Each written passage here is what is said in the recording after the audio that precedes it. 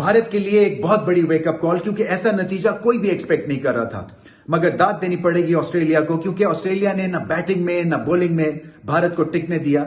और अब ये पुरानी ऑस्ट्रेलियन टीम रही नहीं, ये बन चुकी है ऑस्ट्रेलियन टीम। और एक चीज जैसे कि इन्होंने तहिया कर लिया, इनके थिंक टैंक ने, या उसमें कप्तान की भी जरूर इनपुट होगी कि जब तक के विकेट टेकिंग बॉलिंग आप फील्ड नहीं करेंगे, आप वनडेज नहीं जीत सकते। और इस बॉलिंग अटैक पे अगर आप एक नजर दौड़ाएं तो आपको पता चल जाता है कि जैसे ये टेस्ट मैच बॉलिंग खेल रही है, क्योंकि इसमें स्टार्क भी है और कमिंस भी है, और क्या जानदार और शानदार परफॉर्मेंस थी। कंप्लीटली आउटस्मार्ट किया अपने काउंटर पार्ट्स को बॉल के साथ आज ऑस्ट्रेलिया ने, और कमर तोड़ के रख दी कमिंस और स्टार्क ने।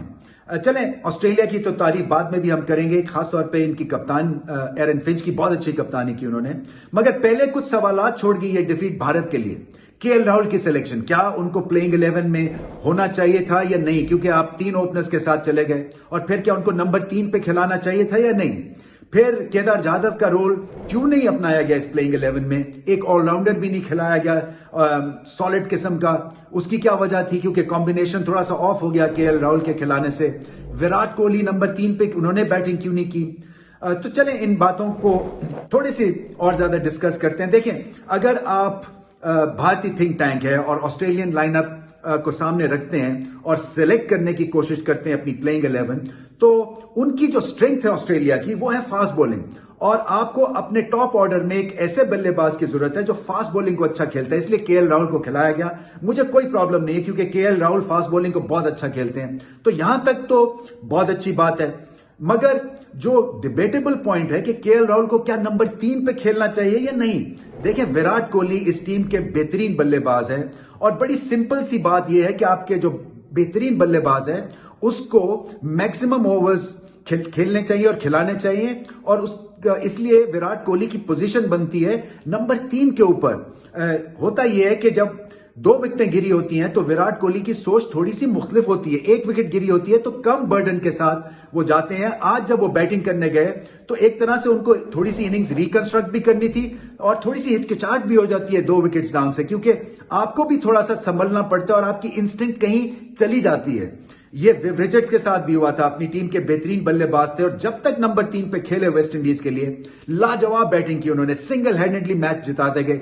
जैसे ही 4 और 5 नंबर पे गए, विकेटें गिरी होती थी, उसका प्रेशर लेके उतरते थे, और इनको अपनी बैटिंग मॉड्यूलेट करनी पड़ती थी, चेंज करनी पड़ती थी, और यहीं पे ये मार खा गए।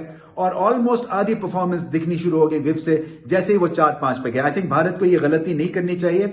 विराट की पोजीशन नंबर 3 की है, वहीं पे खेलना चाहिए। और फिर विराट के पास ये क्वालिटी है, केएल राहुल तो 40 करके आउट हो गया, अगर विराट ने 40 किया होता तो पूरी लंबी इनिंग्स खेलते और पूरी इनिंग्स को अपने साथ उन्होंने लेके जाना था। तो उनका एडवांटेज ये भी है।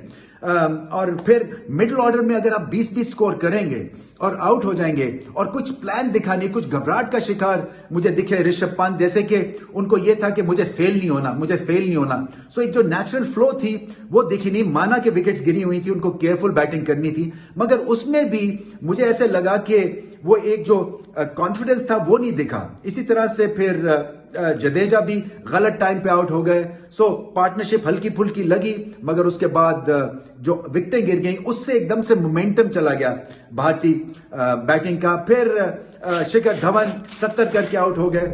वहां पे भी एक क्रूशल ब्लो मिली भारत को, क्योंकि अगर वहां पे ये 100 के कर जाते और तो फिर रास्ता आसान हो जाना था 300 स्कोर के लिए। तो ये गलतियां हैं जो भारत ने की है और इसको सुधारना पड़ेगा। बहुत हेवी डिफीट सही है इन्होंने, और क्या राजकोट में इतनी जल्दी चीजें टर्न अराउंड कर देंगे ये तो वक्त ही बताएगा, मगर मुश्किल है, क्योंकि 3 मैच की सीरीज में पहला मैच जीतना बड़ा जरूरी होता है। सो मैसिव एडवांटेज है ऑस्ट्रेलिया के पास, क्योंकि भरपूर रिकॉर्ड साज परफॉर्मेंस है। ओपनिंग पेयर जो था उसने 250 की पार्टनरशिप कर दी, जो कि सबसे ज्यादा है वनडेज में अगेंस्ट इंडिया। सो बहुत बड़ी ये परफॉर्मेंस थी, और एरन फिंच की कप्तानी भी लाजवाब थी, इसलिए कि उनकी चेंजेस बहुत ही शानदार थी।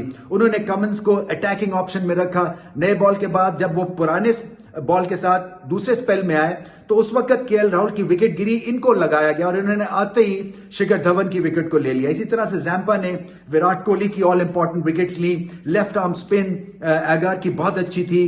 फिर जय रिचर्डसन, इन्होंने जो फॉलोअप एड किया कमिंस और स्टार्क के बाद, ये भी भरपूर उन्होंने साथ निभाया, क्योंकि कहीं से लूज बॉलिंग दिखी नहीं ऑस्ट्रेलिया की तरफ। भारतीय बॉलिंग को बहुत इंप्रूव करना है, इसलिए कि ऑन पेपर तो शानदार दिखते हैं शामी और बुमराह, मगर आज पता चला क्वालिटी बैटिंग लाइनअप के खिलाफ कि अगर आपकी लेंथ ऊपर नीचे होगी तो आपकी धुनाई और पिटाई होगी।